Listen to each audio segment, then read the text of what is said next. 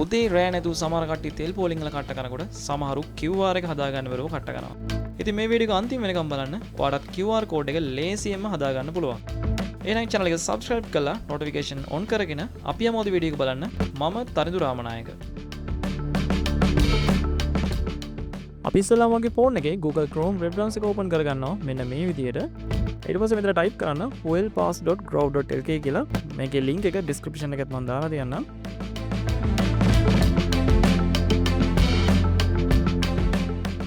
ඊට පස්සේ මෙන්න මේ විදිහට වෙබ්සයිට් එක ඔයාලට ලෝඩ් වෙනවා. ඉතින් මේ වෙබ්සයිට් එකට මේ විදිහට ආවට පස්සේ ඔයාලට උඩින් බලා ගන්න පුළුවන් fuelpass.grov.lk කියලා link එක මේ විදිහට පෙන්නනවා. ඉතින් මේ විදිහට නැත්නම් අනිවාර්යෙන් ඔයා ගිහින් තියෙන්නේ fake website එකකට.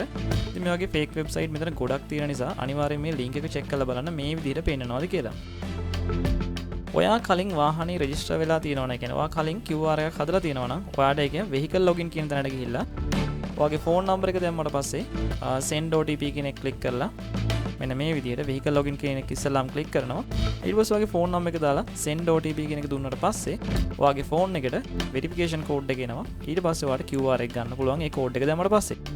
මෙතන තියෙන national fuel pass එක හදනකොට එක identity card එකකට එක වාහනයක් තමයි register කරන්න දෙන්නේ. ඉතින් ඔයා මෙහෙම හිතන්නකෝ. ඔයාට bicycle එකක් තියෙනවා. ඔයාගේ identity card number එක දාලා ඒ bicycle එකට fuel pass එක කලින් අවුරුදු වල හදලා තියෙනවා. ඊට පස්සේ ඔයාට මේ අවුරුද්ද වෙනකොට දැන් fuel pass එක හදනකොට ඔයා ගාවේ SIM එක නැත්නම් ඔයාට අර OTP code එක ගෙන්න ගන්න විදිහක් නැහැ.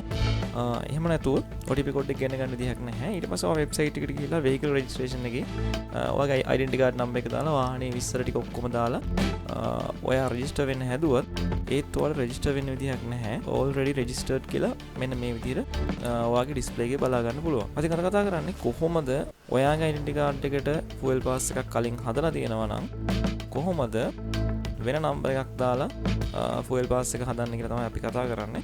ඉතින් මේක අනිවාර්යෙන් වෙන කෙනෙක්ගේ identity card number එකක් ඕනෙමයි. මොකද අපේ identity card number එකට දැනට එකක් හදලා තියෙන නිසා මේක හදන්න බෑ.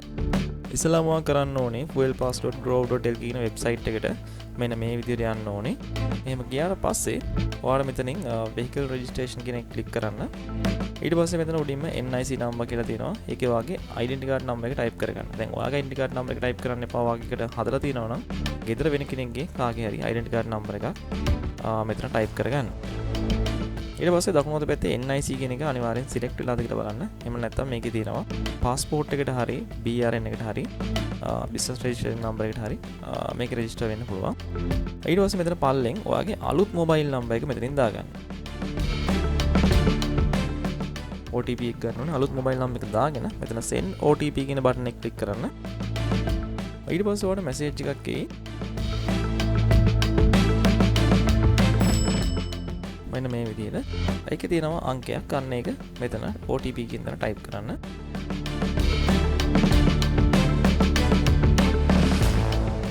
ඊට පස්සේ මෙතන කොළපාට verify කියන බටන් එක ක්ලික් කරලා මේක verify කරගන්න. හරි ඊට පස්සේ පාලින් ගන්නවා OTP verified කියලා කොළපාටින්. ඊට පස්සේ ඔයාලට මෙතන පහළට ගියාම බලා ගන්න පුළුවන් first name last name කියලා පෙන්නනවා.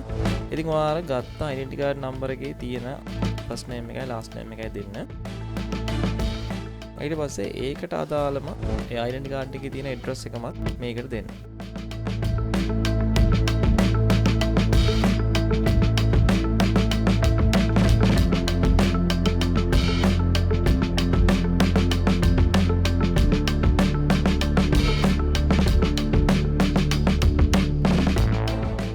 මිනිස්සුන්ට ටික දුන්නාට පස්සේ next කියන බටන් එක ක්ලික් කරන්න. ඊට පස්සේ ඔයාලා මෙතනින් බලා ගන්න පුළුවන් vehicle details ටික. ඉතින් vehicle number එක තමයි ඉස්සෙල්ලාම අහන්නේ. පළවෙනි කොටුවේ වාහනේ ඉංග්‍රීසි අකුරු ටික දාන්න. ඊට පස්සේ ඉලක්කම් ටික දාන්න.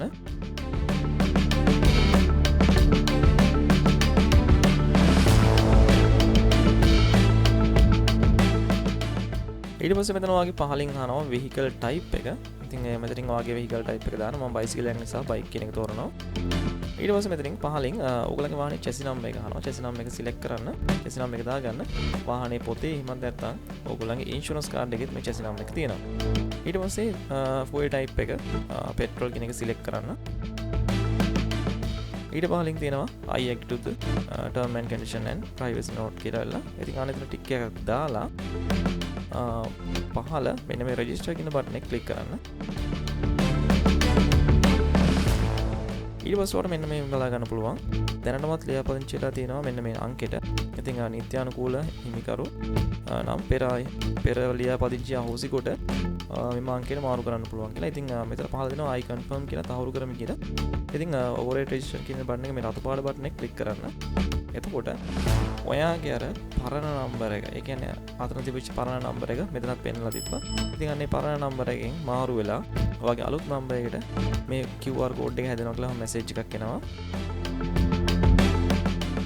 ඊට පස්සේ මෙන්න මේ විදිහට ඔයාට QR code එක අලුත් QR code එක මෙන්න මේ වෙනවා. ඉතින් මෙතනින් QR code එක මෙන්න මේ විදිහට download කරගන්න. ඉතින් ඔන්න ඔය විදිහට තමයි ඔයාගේ වාහනයක් තිබිලා ඔයාගේ දැනට තියෙන වාහනේ වෙන්න පුළුවන්. ඒ ඔයා රෙජිස්ටර් වෙලා ඉන්නවා. නමුත් ඔයාගේ පරණ SIM එක නැති වෙලා තියෙන්න පුළුවන්. ඉතින් එතකොට ඔයාට OTP code එක ගෙන්න ගන්න විදිහක් නැහැ. ඉතින් ඔයාගේ අලුත් SIM එකට OTP code එක ගෙන්න ගන්න ඔන්න ඔය විදිහට. ඉතින් වීඩියෝ හොඳයි කියලා හිතනවා නම් channel එක subscribe කරලා notification on කරගන්න. ඉක්මනටම QR එක හදාගෙන ඉක්මනටම පොළොමට යන්න. අපි ඊළඟ වීඩියෝෙන් හම්බෙමු. සුබ දවසක්. මම තරිඳු රාමනායක.